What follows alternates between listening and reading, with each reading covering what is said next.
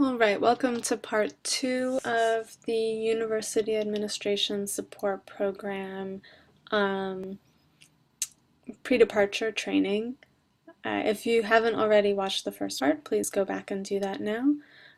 For this part, we're going to start off with a section called Planning Your Trip to the U.S.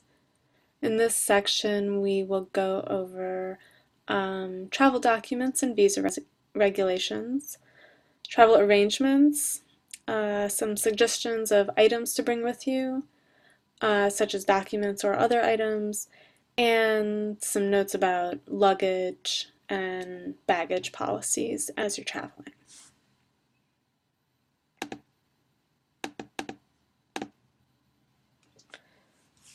To enter the U.S., all participants must have the following documents, and I would encourage you to, after we've gone through this list, pause the video and make sure you have all of these documents, put them together in one place in a folder or a pamphlet, and make sure they're all ready to go and organized for your upcoming travel. So to enter the U.S., you must have your passport, which needs to be valid for at least 6 months beyond the expiration date of the grant period, a J1 exchange visitor visa to the U.S. in your passport, a valid DS 2019 form, which is called a Certificate of Eligibility for Exchange Visitor Status, which was mailed to you, a copy of your award letter, as well as a copy of your UASP terms and conditions in case at some point in the travel process you are asked for further documentation. IREX is responsible for program-related travel arrangements, which include round-trip airfare from your home city to your host university, which includes a stop in Washington, D.C. for the opening and closing workshops. And we ask that you do not make your own travel arrangements or make any changes to your travel itinerary.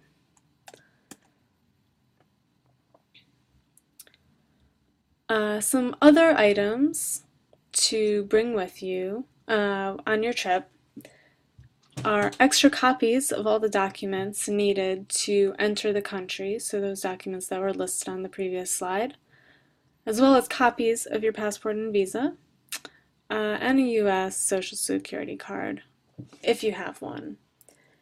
So I would recommend that you carry copies of all these documents with you both in your carry-on luggage and in your checked luggage in case either one of those is lost, goes astray for some reason. You will at least have copies of the documents that you need. Other documents we'd recommend that you bring with you is another form of photo ID aside from your passport, such as a driver's license or a ID card from your country or from your university. Definitely bring a copies of your CV or resume to distribute to people you meet with. And very important, please bring business cards that include your name, contact information, and current position at your university to also distribute to those people you meet with in the U.S.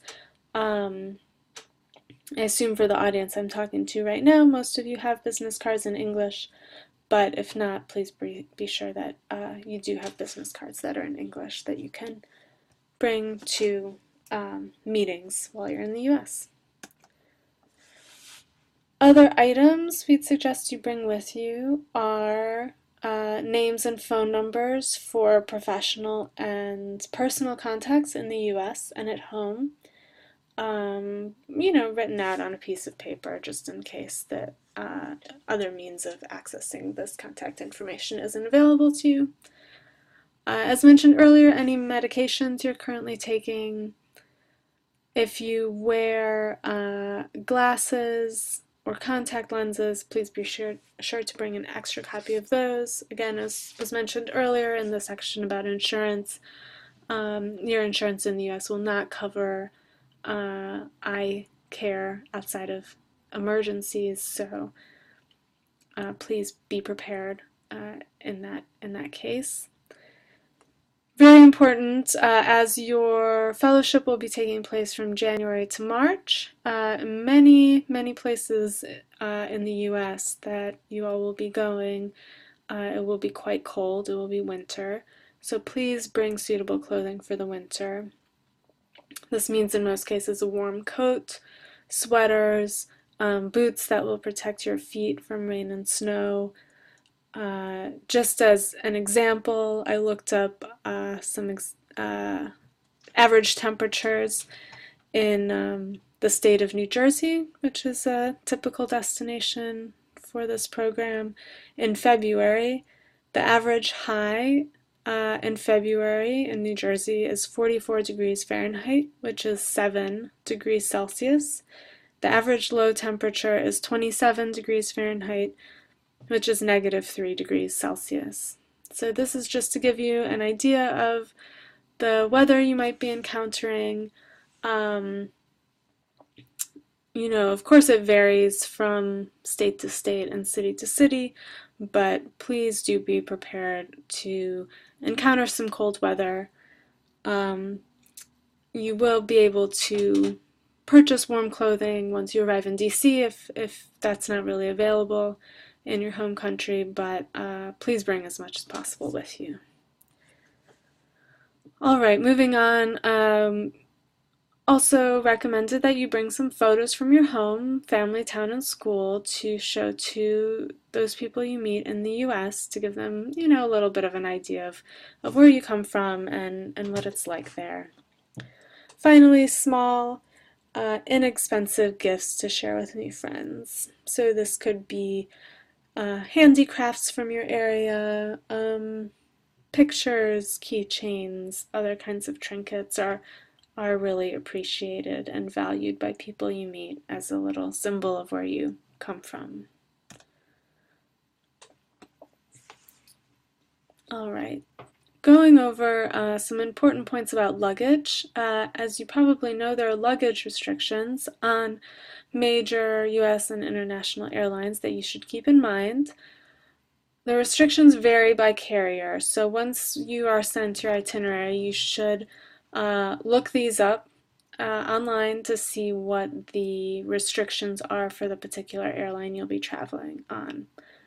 But in general, as a general rule, you are allowed to check free of charge one item of luggage. These checked bags cannot exceed 23 kilograms. And, sorry, that's an error right there. The checked bag can also not exceed 158 centimeters in size total. So this is for your checked bag. You're allowed to have one checked bag that falls below those restrictions. Checked luggage is what you give to the airline for storage in the airplane, in the cargo holds of the airplane. In addition to this, you may bring one piece of carry-on luggage, which is what you bring with you on the airplane itself. It should be able to fit under the seat in front of you or in the overhead compartment. You can also bring a small purse or computer bag as long as these two items together do not exceed 12 kilograms. A few more important restrictions about luggage. All liquids, gels, and aerosols must be in 3-ounce or smaller containers. Larger containers, even if they're not entirely full, are still not allowed in your carry-on luggage. Each container must be 3 ounces, which is the same as 100 milliliters or smaller. All of these liquids, gels, and aerosols must be placed in one single quart size zip top clear plastic bag. Larger bags or bags that do not have a zipper top are not allowed. And again, you can only bring one of these bags full of liquid items, usually toiletry items or things like that, in your carry-on luggage. When you're going through security to the US or within the US, you must remove your plastic bag, quart-size plastic bag, which is approximately 1 liter in size, from your carry-on and place it in a bin or the conveyor belt for x-ray screening, and this allows the security officers to examine these items.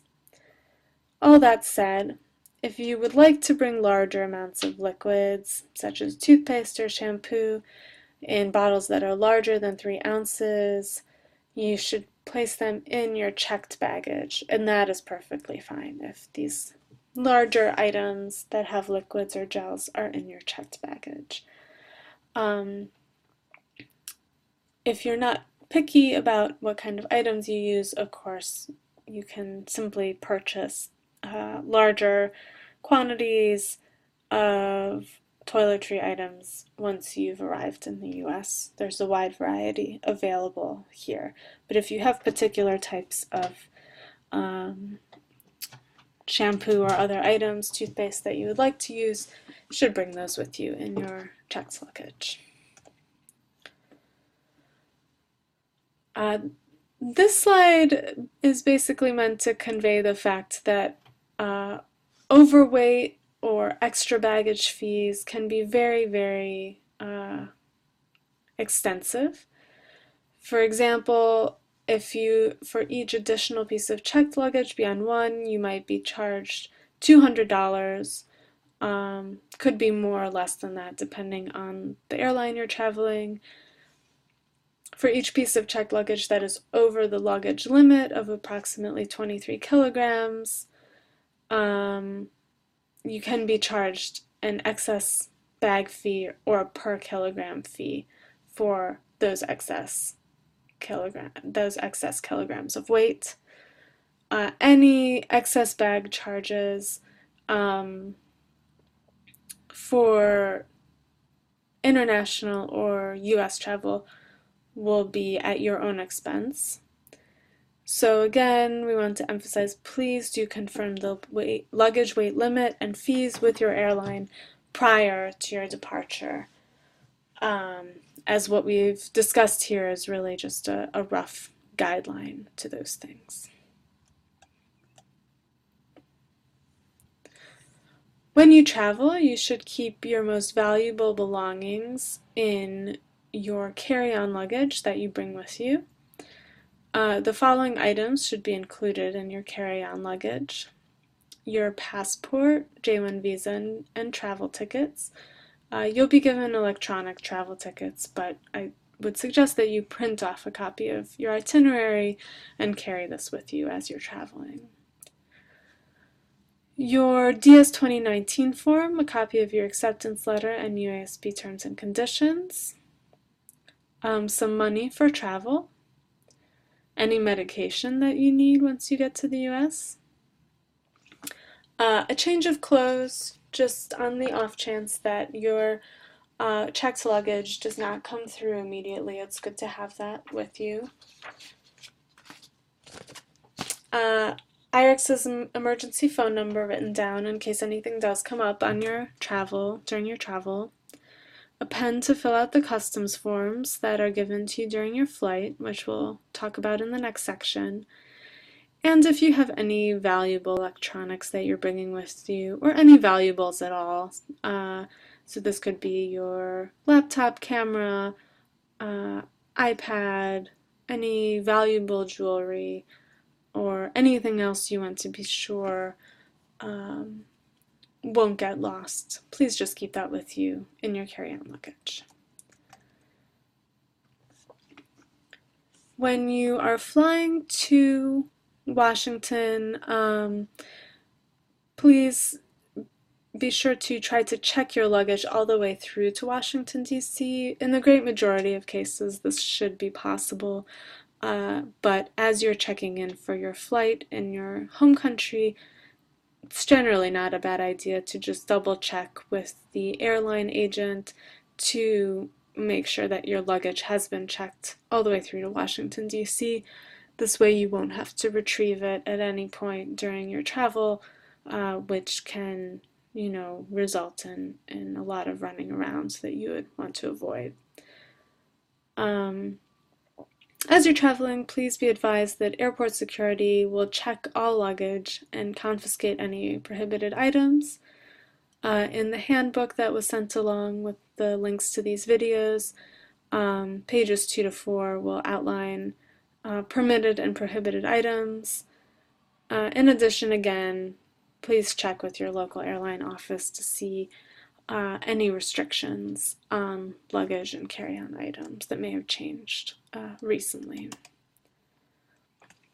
Finally, when you're traveling, please label all your luggage with IREX's address, which is here below, 2121 K Street Northwest, Suite 700, Washington, D.C., 20037, attention, UASP, and the phone number here of the office.